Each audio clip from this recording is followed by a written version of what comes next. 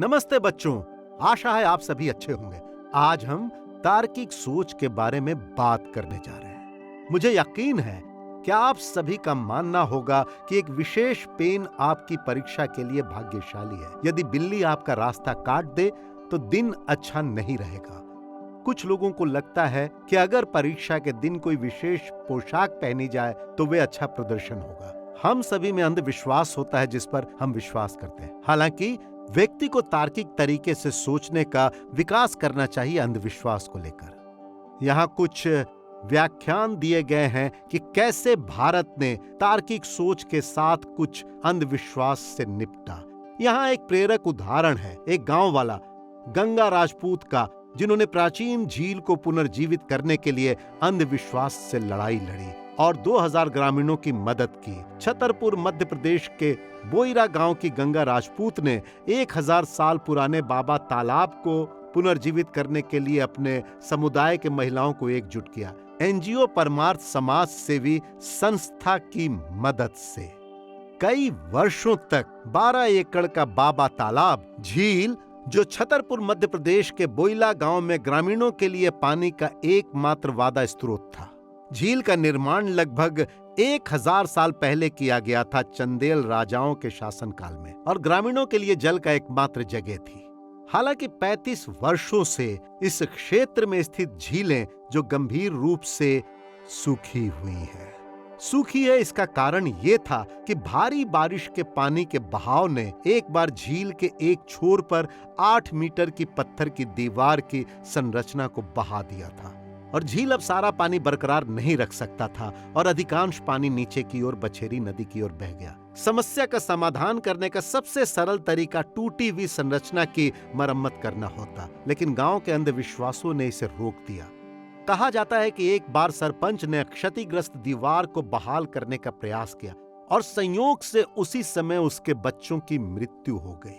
ग्रामीणों को विश्वास हो गया कि ये स्थानीय देवता गोर बाबा का श्राप था। तब से निश्चित क्षति के लिए कोई अन्य प्रयास करने से संदर्भित किया गया। पानी के बिना कुछ ग्रामीणों ने खाली झील भूमि को खेती के लिए इस्तेमाल किया।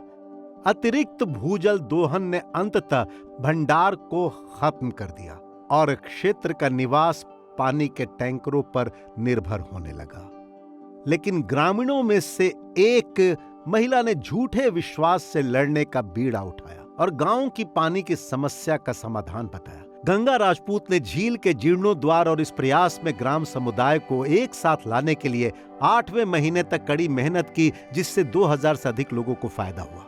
12 साल पहले शादी के बाद गंगा बोईरा गांव चली गई और व्यक्तिगत रूप से पानी की उस कमी को देखना शुरू किया जिससे अन्य ग्रामीण वर्षों से जूझ रहे थे। अप्रैल 2019 में गंगा ने 2 अन्य महिलाओं के साथ संरक्षण कार्य पर काम करना शुरू किया, जैसा कि विशेषज्ञों ने सुझाव दिया था। शुरुआत में लोगों ने कम संख्या में मदद करना शुरू किया और 8 महीनों के बाद अधिकांश ग्रामीणों ने इस कार्य में भाग लेना शुरू कर दिया। समुदाय के एक साथ आने से पूरा काम 3 महीने में खत्म हो गया। लोगों ने 1 वर्ष के भीतर परिणाम देखा।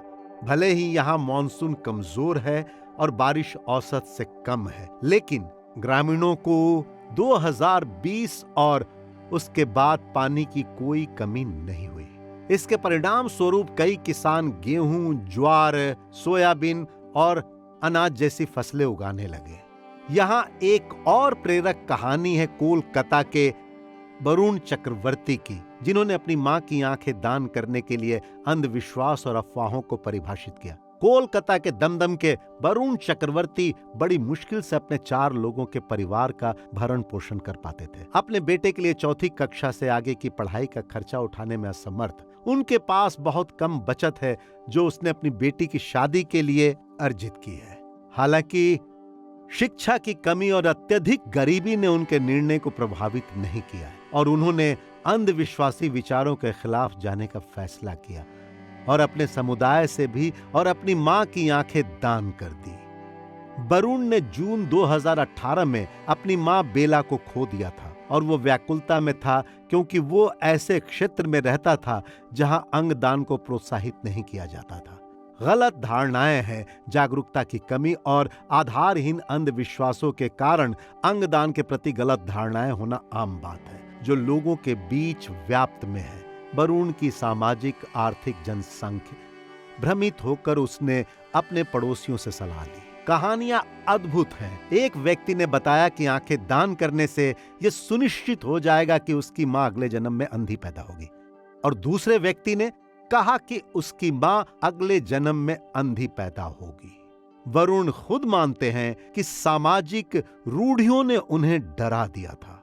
एक डॉक्टर से परामर्श करने के बाद ही उसका डर दूर हुआ और डॉक्टर ने पुष्टि की कि उसकी चिंताएं निराधार थीं, और वरुण का हौसला बढ़ाते हुए कहा कि उनकी मां की आंखें दान मिलने के बाद 2 लोग देख सकेंगे, जो कि बहुत अच्छी बात है।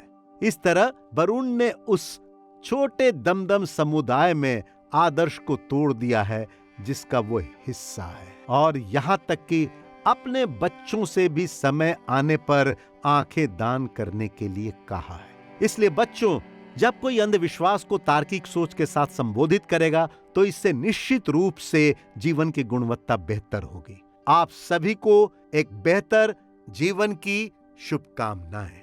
जय हिंद, जय हो।